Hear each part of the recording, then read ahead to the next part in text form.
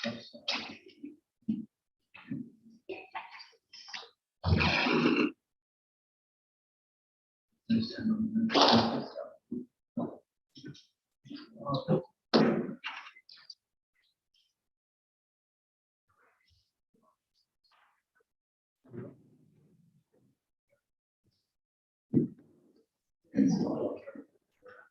I'd like to welcome everyone to our final meeting for the year, the December extraordinary council meeting. And I've read statement of purpose is, live streaming statement. The Ewan River Council wishes to advise members of the public that council meetings will be recorded and will be available after each meeting on council's website. All care will be taken to maintain the privacy of those in attendance. However, as a visitor in the public gallery, your presence may be recorded. By remaining in the public gallery, it is assumed your consent is given in the event your image is broadcast. This includes any filming by television cameras if attendance is approved by the General Manager or the Mayor. Due to acknowledgement of country, I would like to acknowledge that we're here today on the land of the Wamba Wamba Parappa people.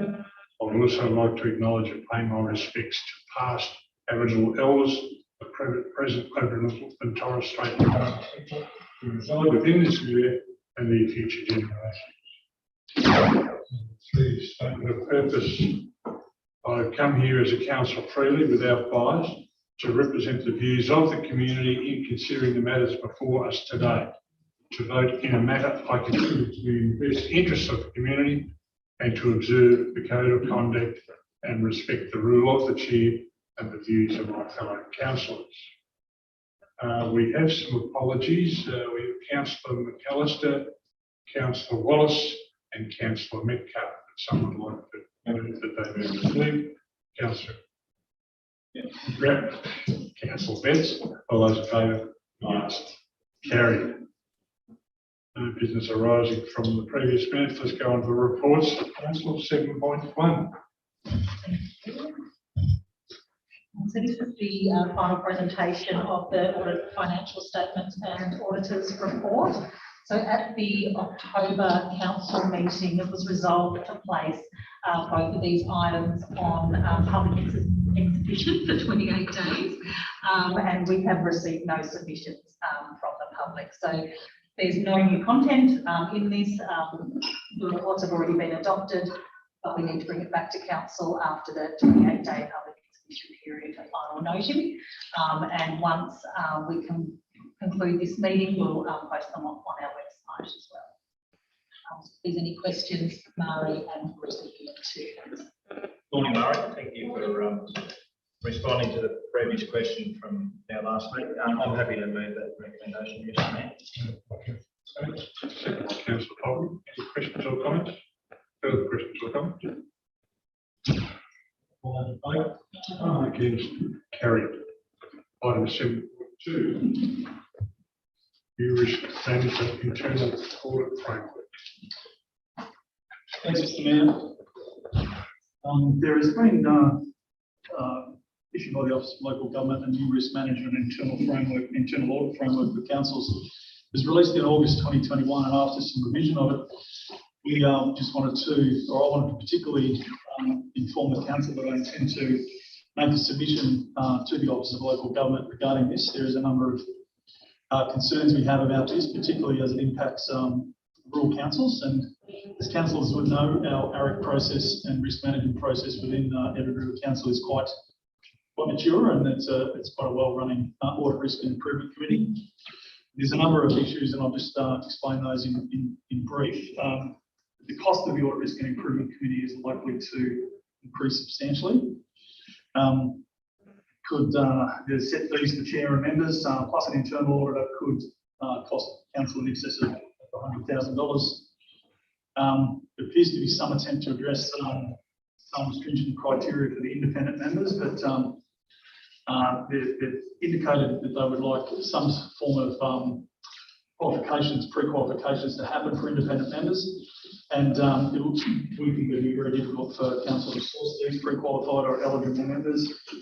A couple of other points, the ability of the chair to select other committee members, we don't believe is from an operational point of view, necessarily independent. It's supposed to be an advisory committee of the council, but it appears that the chair in this proposed changes to the guidelines will have some powers that could open up some risk to the council. It appears in many cases that the ARIC chair is more powerful, and could be on occasions more powerful than the elected body, which goes against the notion that this is an advisory committee to the elected body. And there's also other things such as the allowance for the chair and the committee members to hold private meetings. So there's a draft submission made, which we intend to send off, and it's basically be up to the new council to view this as well and see what the response to those submissions are. Thank you. There's a recommendation there. We not received the report. So I'd like to move the recommendation. I'm happy to move the recommendation, Mr Mayor, and I thoroughly agree with the reports and the comments that the GM has made. It just looks like it's another incumbent upon our council. The Audit, Risk and Finance Committee is quite a robust and mature committee that delves quite deeply into all issues of our proceedings, and I believe that they place adequate security and scrutiny over our events. I think this is just yet another embossed by state government. Councillor Friday, we've got a second. Second by Councillor. Do you have any questions? I've got one.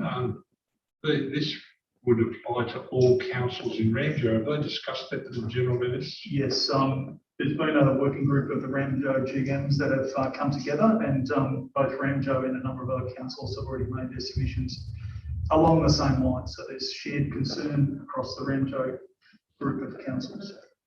Right, and I would assume that what we're eligible, the council is going to send off is in line with what the Ramsar is. Correct, Mr. Mayor. Any other questions? No, sorry. It's more of a comment. It's a lot of these decisions are based around city and regional kind of councils that and follow on to the rural and smaller councils. Just haven't got the resources, the skilled people in their communities to fill these positions. Now I think it's something the Commission should say. On for your bigger regional that can handle these type of things and want that extra layer of what it is. But to impose this on the smaller rural councils, I think steps Ramjo's make was on the no councillor representation at all. Definitely disagree with it. That's one of, and I failed to mention that through you, Mr. Mayor, sorry, Councillor Crabbe. That is one of the biggest issues is, you know, it's quite difficult to get councillors who have the skills and experience to join an ARIC committee because it's mostly focused on finance and risk. Excuse me. And so to put councillors out of the picture of that, I think is a step backwards, in my opinion. So when they were putting this report together about the new alleged rules and regulations, with councils consulted? I believe historically there's been some consultation undertaken by the Office of Local Government. It was quite some time ago, and then there's been a bit of a period of pause, and then we were given them the new requirements in August, which didn't seem to do much to address the original concerns. But I'm not familiar with the details before my time. If anyone knows, this sort of new come out of the blue. Yeah, absolutely. None of this has come across the ARIC. It's a comment that probably Councillor Hall, if you're following what your line of thought was, that we probably that's another thing. We lack the consultation of the implications for councils, especially down here. All right, any other questions or comments? It says in the slide shown that there was consultation between the 19th of September to the 31st of December in 2019. which I guess for such a significant thing, 4 months is not a long time consultation anyway. Okay. Yeah. There was some consultation, and again, I wasn't at council at that time either, but I was a member of the committee, and there was a submission made. The director of corporate services at the time. Submission.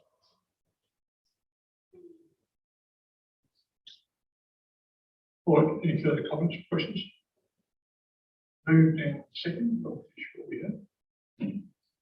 We have moved by councillor Thackeray, second by councillor.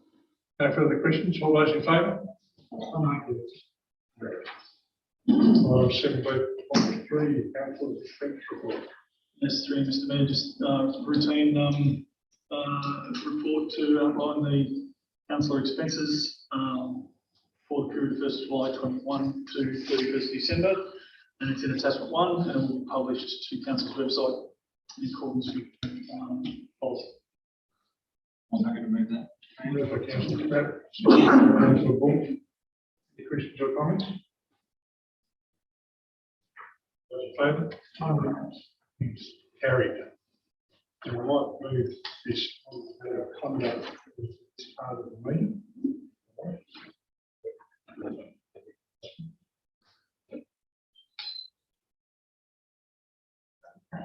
All right, so the model code of conduct complaints is returned, which is a nil return. We'll move it into council.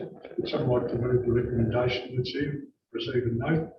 Councillor Betts, Councillor McCrae. Any comments or questions? All those in favour? Against? It's carried.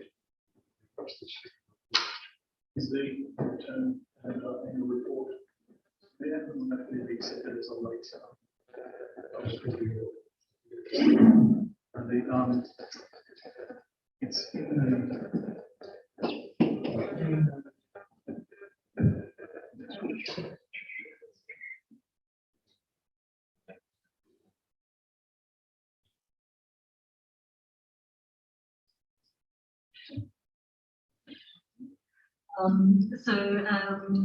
Yes, apologies that it was missed out of the pack that was sent out. The annual report and end-of-term report, we did send it through to councillors at the November council meeting. It is in the same format as last year, but you will notice there is an additional section, which is the end-of-term report, which is obviously the end of the council term. We do a report summarising the achievements and how we've gone in achieving the strategic plan and what council has set out to achieve over its council term. So that is also incorporated into the annual report this year.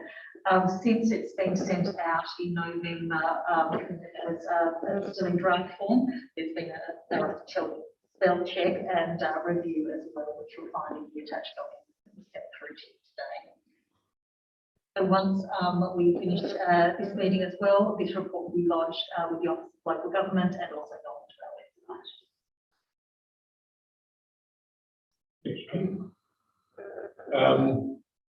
Recommendations there. With regard to the report, someone want to move the recommendation?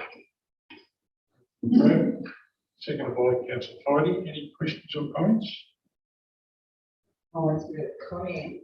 I think it's an excellent report, and I think this council should be very proud of what it's achieved in the term that we have been. It's been an extraordinary time, compounded by extraordinary circumstances in the community, COVID and the likes. The rebuilding has been very disruptive, particularly to the staff. And I think this report is an excellent account. I know I've made comment last night at the candidate meeting, commending the community to read the report because it certainly highlights the very fine achievements that have been made, particularly under your stewardship as mayor. Should be incredibly proud of the achievements that have been made. It's all the team that has done that. The team. Yeah, it has been a team. It certainly has been a team. The team needs strong leadership. Yeah. Any other questions or comments? Moved and seconded. Someone, all those in favour? Against, carried. Yeah, we need to move into confidential council, do we not? Moved by councillor Hall, seconded by councillor McGrath. We move out of extraordinary council, ordinary council, money into confidential council.